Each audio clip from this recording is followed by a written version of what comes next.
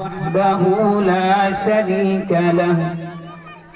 ونشهد أن سيدنا وسندنا وحبيبنا ومولانا محمدا عبده ورسوله فقد قال الله تبارك وتعالى في كتابه المبين أعوذ بالله من الشيطان الرجيم بسم الله الرحمن الرحيم واعتصموا بحبل الله جميعا ولا تفرقوا صدق الله مولانا العظيم وصدق رسوله النبي الكريم قال النبي صلى الله عليه وسلم المسلم اخو المسلم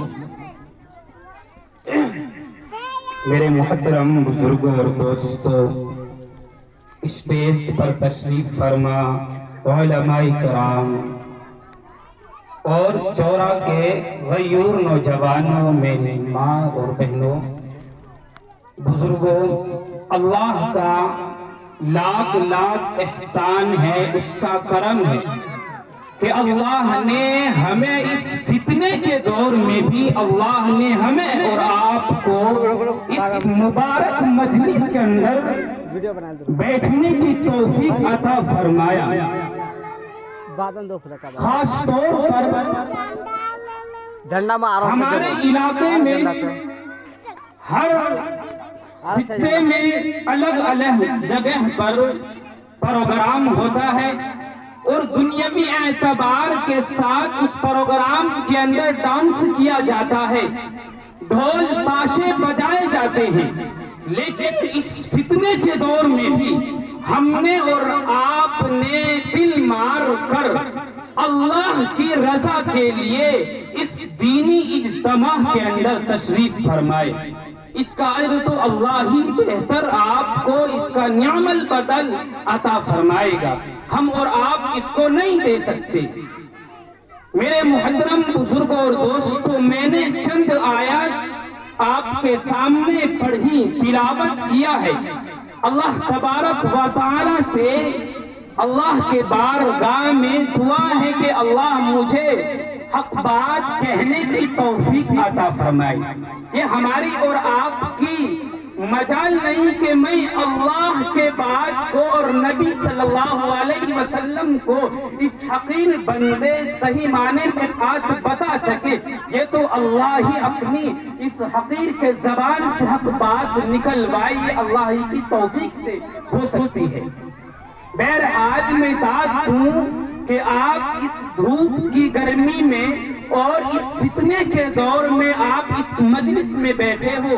یہ اللہ کے قبولیت، اللہ کے بارگاہ میں قبولیت سے بڑھ کر، اس سے بڑھ کر کوئی ثبوت ہمارے پاس نہیں ہے کہ آپ کے سامنے، ہمارے سامنے آپ موجود ہو، گویا کہ اللہ نے آپ کو اس مجلس کے لیے قبول فرمایا ہے۔ اس بستی والوں کو اور جو اس بستی کے رہنے والے یہاں کسی مجبوری کی وجہ سے نہ آ سکے، اللہ انہیں بھی جو اس کے اندر محفل کے اندر بیٹھنے والے کو جو اجر و ثواب اللہ عطا فرمائے، انہیں بھی عطا فرمائے، کیونکہ اللہ کے خزانے میں کسی چیز کی کمی نہیں ہے۔ بہرحال ہمیں تو بات کرنی ہے کہ اللہ نے ہمیں آج کا موقع اس لیے میسر فرمایا کہ آج ہی کے دن اس ملک کو یعنی سنویدھان ملا۔ خاص طور پر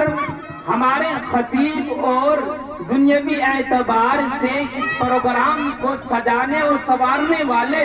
یوں بیان کرتے ہیں کہ 1857 میں اس ملک میں یعنی جنگ لڑی گئی، اس کے اندر جدوجہد کی گئی، لیکن یاد رکھیے 100 سال کو جو ہمارے لیے، جو ہم نے اس کے لیے ہمارے اکابر نے اس ملک کی خاطر جنگیں لڑی ہیں، اس کو اس ملک کے اندر اسے ختم کر دیا گیا تاکہ یہ کہنے کا موقع مل سکے کہ مسلمانوں نے اس ملک کے لیے کچھ نہیں کیا۔ ہمیں اور آپ کو اسکول کے اندر یا دینی مدارس کے اندر اس تاریخ کو صحیح معنی میں پڑھانا چاہیے، سمجھانا چاہیے، بچوں کے سامنے اس کو پیش کرنی چاہیے کہ اس ملک کو کب آزادی ملی اور اس ملک کے لیے کتنے لوگوں نے جانیں قربان کر دی، اس ملک کے لیے کتنے مسلمانوں کے لہو لہان ہوئے، کتنے مسلمانوں کے گردنوں پر تلواریں چلی، کتنے مسلمانوں کو اس زمین کے اندر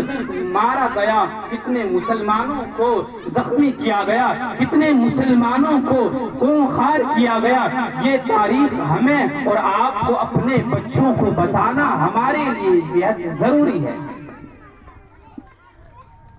میرے عزیز ساتھیوں، اللہ نے ہمیں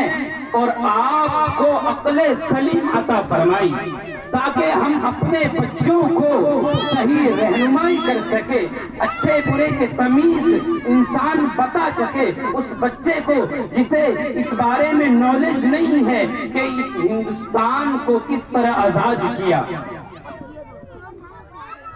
مورخین نے کتابوں کے اندر لکھا ہے کہ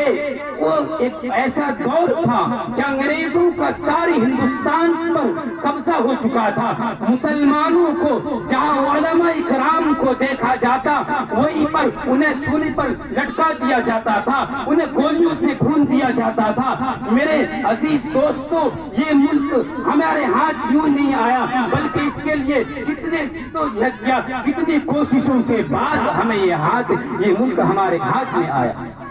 میرے عزیز دوستو، اللہ کا احسان ہے، اللہ کا ہم پر فضل ہے کہ اللہ نے ہمارے جان کو اس ظالم کے ہاتھ سے بچایا۔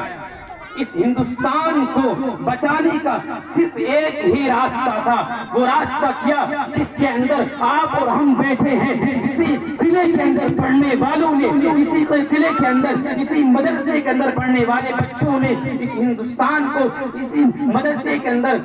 بیٹھنے والے اکابر نے اس ہندوستان کو آزاد کیا۔ آج ہمیں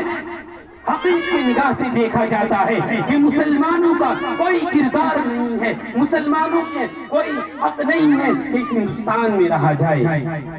ہمیں اپنے بچوں کو، ہمیں اپنے گھر کے اندر، ہمیں میدان میں رہ کر یہ بات بتانا ہوگا، ہمیں سمجھانی ہوگی کہ اس ہندوستان میں ہم کرایہ دار نہیں ہے، ہم اس ہندوستان میں حصے دار کے برابر ہے۔ اگر کوئی یہ دعویٰ کرے کہ تم ہندوستان میں رہنے کے قابل نہیں ہو تو انہیں یاد دلا دینا کہ ہمارے اکابر اسی ہندوستان کے تھے اور رہیں گے اور رہتا رہیں گے، کل قیامت تک ہمارے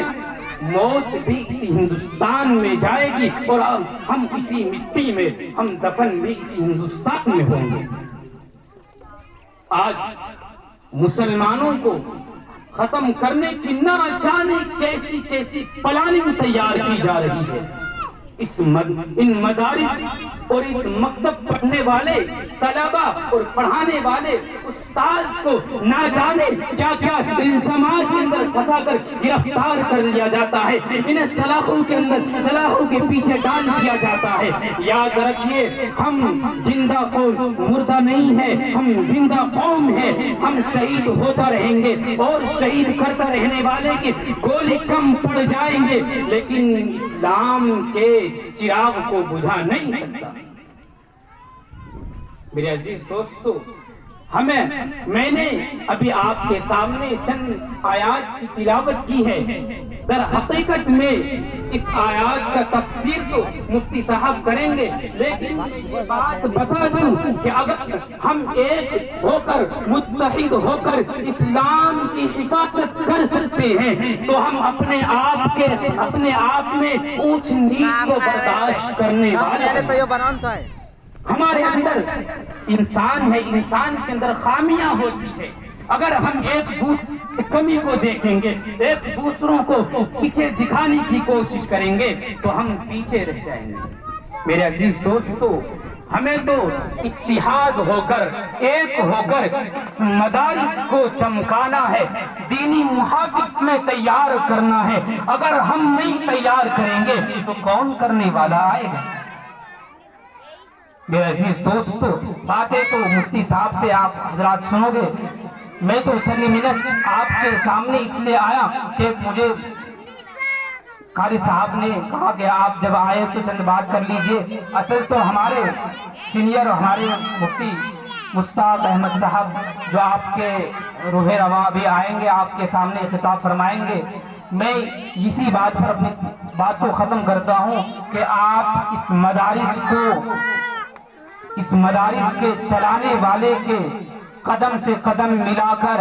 ان کے تعاون کیجئے، ان کے ساتھ کاندھے سے کاندھا لگا کر ان کے ساتھ چلیے، ان کے دکھ درد میں آپ ساتھ رہیے۔ اگر آپ کو یہ 12 بجے رات کو بھی یوں کہے کہ مجھے مدرسے کے کام سے آپ کو جانا ہے، آپ کو مدرسے کے کام سے کہیں جانا ہے، تو آپ لبیک کہیں گے؟ کہیے، کہو ہاتھ اٹھا کر انشاءاللہ کہیں گے۔ چوڑا والے خاموش رہنے والے نہیں ہیں ماشاءاللہ۔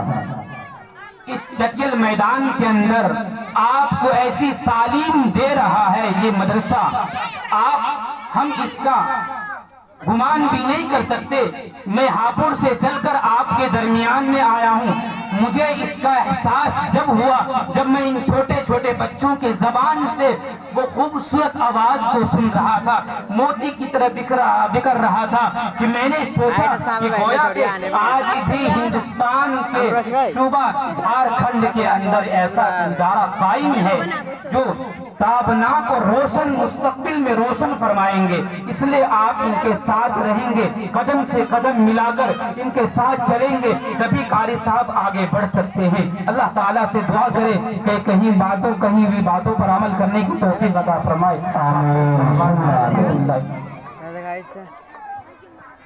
ماشاءاللہ